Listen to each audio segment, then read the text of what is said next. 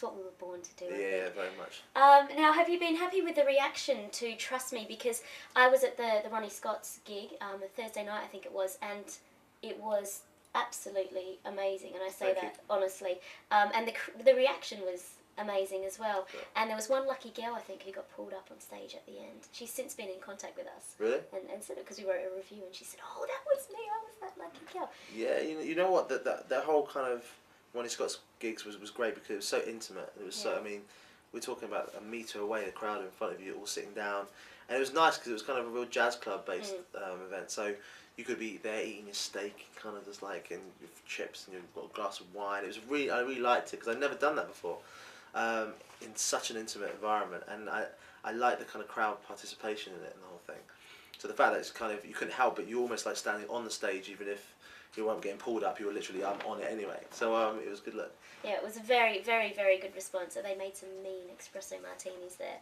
It was probably the best gig of the year, most definitely. We've heard and seen a lot of you lately, a lot. Tell me, is there a tour coming up? Yeah, we've got a tour coming up end of May. The world tour starts, which I'm really excited about because, to be honest, I've been waiting to get on the road. I mean, the Ronnie Scott's gigs were great, and that was kind of a little teaser for the album. But to go out and actually do a full-fledged tour with all these songs and picking a handful of some of the older stuff is going to be great. Because I don't want to do loads of the older stuff because I think it would almost be like a greatest hits tour. I want it to be about Trust Me, but it's going to be a lot of fun. I'm really, really excited about it. And you mixed it up a lot at Ronnie Scott's as well. You brought in a lot of different sounds and played a lot of the old songs in a new kind of way, which I think worked very well. Thank you. It's been a while since you've been on tour though, hasn't it? In that big kind of. To be honest, the world tour for me was 2005 we had a tour we were on, which covered the world. But the thing was, it was kind of very much after the record had dropped, and I feel like the great thing with this is because we're in promotion, we're on the second single, and gearing up for the next singles and stuff, and being on the road. It's just a really good kind of feel. It's all, the momentum's great. And then we release over in America later on in the year, so I'm excited about all the things. Gonna be a busy boy. Should be very busy. You're gonna ask for anything interesting on your rider? I'd like to say that I'm gonna be asking for candles and petals, but we all know how that went down. So to be honest, I think we'll sort of just stick to simple kind of fruit, some juice, and I'm pretty much good to go. Yeah, stick to the OJ Craig, I think. Now, dessert is The Future Looks Sweet. One Extra did a show from your place last year, and I was watching snippets of it the other day, and you were cooking, I think it was bacon. Actually, you weren't cooking, it was the other guy. Yes. The presenters were cooking bacon and eggs. That's right. And I was really watching hard to see whether you were going to actually be flipping a few eggs, and you didn't. Do you cook? You know, I cook a mean beans on toast. I mean, there's some simple things that can be cooked very well, but no, I don't. And that's why you could see that I was appreciating eating the food rather than actually making it. Oh, you were appreciating the food. But it was nice though. Don't cook any beans though before your Valentine's Day. No, that's date, not I a good don't look think, either. no. Now, obviously, since we saw you last time, you've been lifting some weights, I think. I don't know if this is a question you're not really allowed to ask men. I'm not sure, but what is the weight you're lifting at the moment? Boy.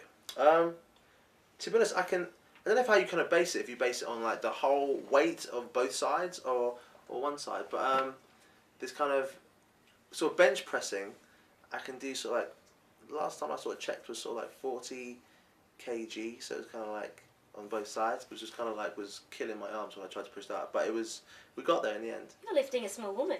Yeah, small one on my hands, just like that, as you do. Like I'm a Schwarzenegger kind of vibe. But to be honest, it's more about being able to, rather than how heavy you can push, is what you can actually achieve in the whole of an hour and a half session. So.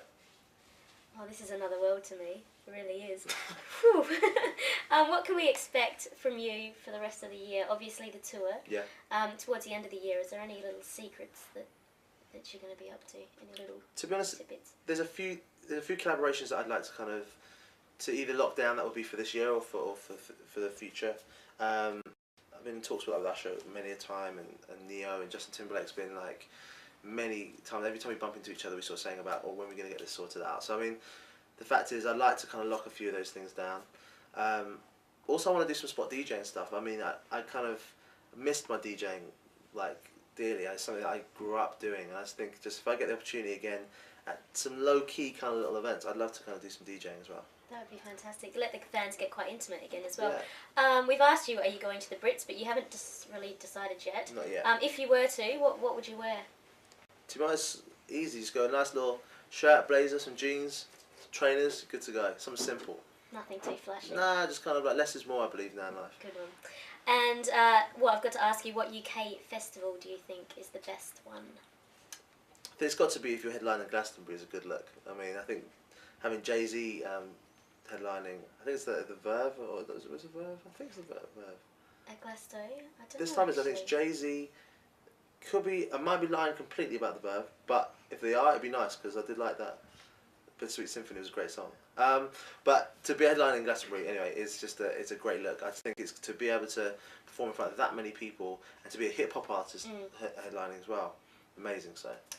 Last of all, what's best, a private party at home or a massive celeb bash in town?